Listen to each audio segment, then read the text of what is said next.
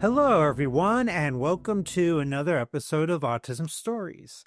I'm your host, Doug Bletcher, the founder of Autism Personal Coach. Autistic people are the true experts of the autistic experience, and Autism Stories is where we interview autistic people to learn from their diverse stories, experiences, and get their insights.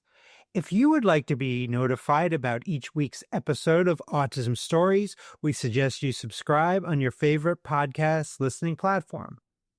On today's episode, Tarun Mathew joins us to discuss his podcast about non-speaking autistic people. We hope you enjoy today's conversation. Tarun, thanks so much for joining me here today on Autism Stories. I'd love to start our conversation by learning, where does your story in the autistic community begin? It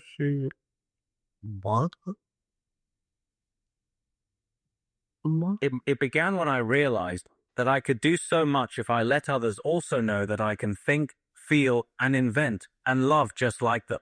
Understandably, I was diagnosed at age 3. I have had lots of difficulties right from my childhood. I could not speak to communicate. I also had lot of sensory problems. Perhaps my inability to get the words I wanted to say out of my mouth, however hard I tried, had me thinking why my mouth was not able to produce speech like everyone around me. Yes, that was when I realized I was different.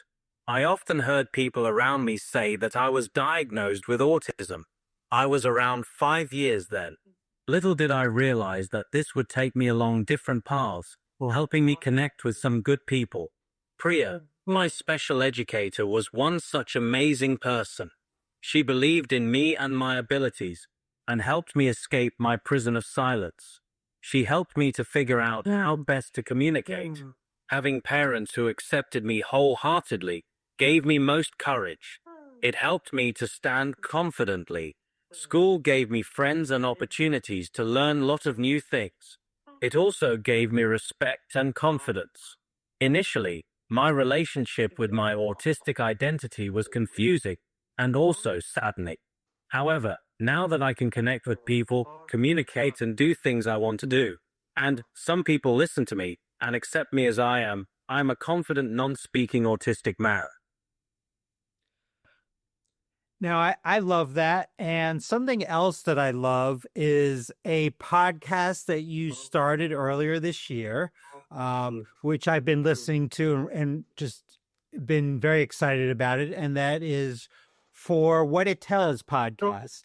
What would you like our listeners to know about your podcast?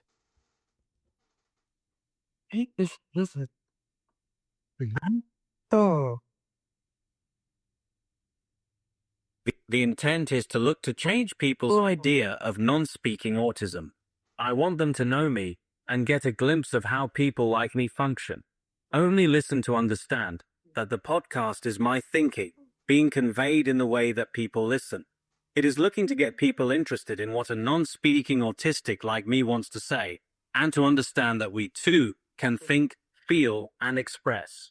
There is no particular topic that Ashish, my co-creator, and I plan to stick to. As I have said in the introductory trailer, just a common theme connects all episodes, having people get a glimpse of how not so different from everyone else non-speaking autistics are, their likes, dislikes, interests, fears, dreams, and hopes. Yes, we have them all. The podcast is planned just as conversations between Ashish and me on any topic we want to talk about. The unique thing about this podcast is that it was also meant to be quite cheeky because it goes against the idea that only those who can speak can do a podcast. I wanted to show that that is wrong. I couldn't speak, but that did not cause a hindrance in sharing my thoughts. I know that is wrong too, and I've been waiting for a podcast like this because I know that's not true.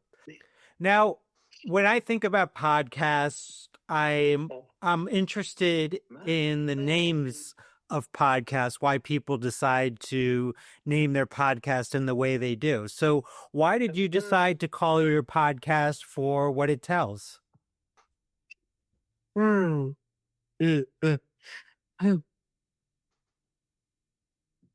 What?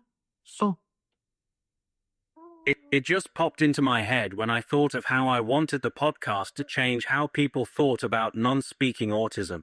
It was a strong name and says what I want to tell the world about autistic life experiences. Listen to episode 4 of season 1 to hear the story behind the name of the podcast. In the same episode, I also share my reflections on making the podcast. now joining you on your podcast journey is your friend who's co-hosting with you. What do you think are important things that someone can do to be a good support person in your life?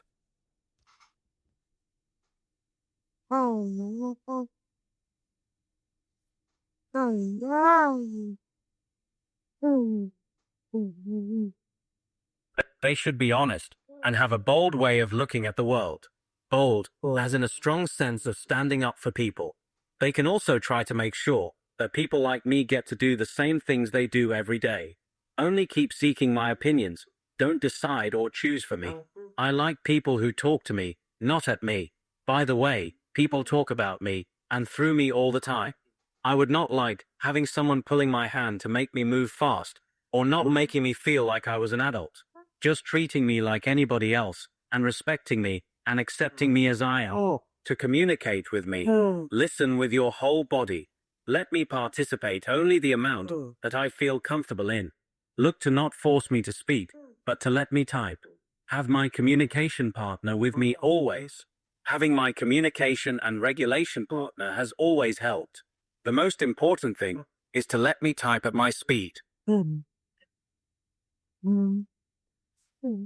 You've already asked what I think is an important question regarding your podcast, in that why should podcasts belong only to those that speak?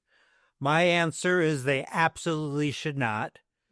However, it takes a lot of work to even do one podcast episode. What's been your experience so far in creating each of your podcast episodes? It has been a long process, and Ashish and I have worked together over the past 6 months or so to plan, come up with ideas, and of course, lots of typing once a week.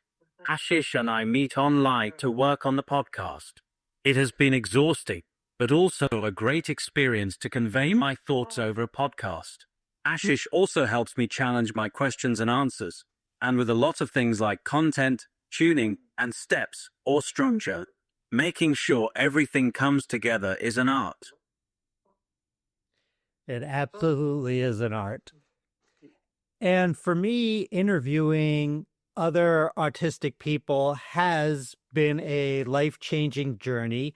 And in the respect that it's helped me to build community with other autistic people that I probably would not have been able to connect with otherwise. So you recently interviewed the wonderful Hari Srinivasan on your podcast. I know it's early in your podcast journey, but I'm wondering how you might view podcasting as a platform to develop community and relationships with other non-speaking autistic people. Podcasting, especially audio podcasts, I feel are a great way to have people know us non-speaking autistics. As I have said in the introductory trailer, I like the idea because it does not need me to share my video and type continuously. Planning a video podcast only invariably makes it tougher. You especially think about how you look and have a good background too. Videos are also distracting for me. Of course, podcasts have the capacity to help non-speaking autistics to get connected at their pace and time. No pressure to keep in sync with others' pace. It also helps change how non-speakers are looked upon. We are looked at as being capable. I think of this as a great opportunity to connect with people. And how can our listeners learn about you and the For What It Tells podcast beyond this interview? You can follow or connect with me on Instagram and LinkedIn. My Instagram handle is at happy_maverick_Tarun. My LinkedIn profile is www.linkedin.com/in/Tarun-Paul-Mathew.